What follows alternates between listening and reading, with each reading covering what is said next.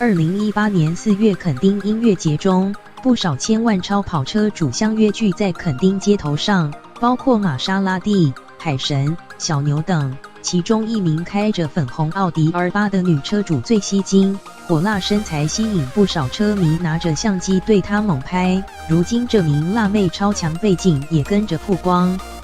原来这辆粉红奥迪 R8 的车主是23岁的车模翁子涵，身高172公分，拥有 34D、24、34的火辣身材的她，平时担任车展 SG 平面模特儿，有时也会有网拍、活动代言、上节目，增加曝光度。先前 YouTube 频道在不疯狂就等死突袭翁子涵的住家，没想到一开场翁子涵的住处外观就已经让主持人吓得目瞪口呆。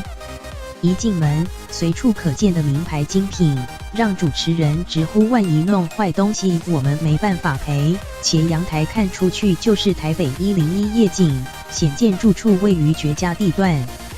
来到房间内的更衣室，主持人随便一拿就是知名潮牌联名精品的红色帽 T。翁子涵透露这件联名款要价10万元以上，让主持人惊呼连连。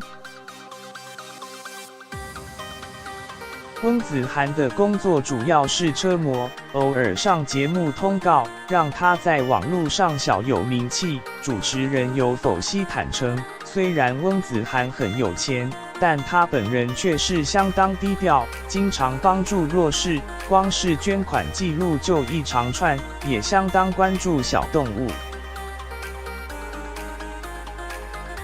只不过人红是非多，翁子涵的奢华曝光后，也让他遭受许多酸民攻击，但翁子涵本人却不在意。他澄清自己本身就是家里有钱的千金，并不是干爹很多，希望观众们可以客观。虽然网络上攻击他的人很多，但他认为只要做好自己的工作，其他的自己都不是那么在意。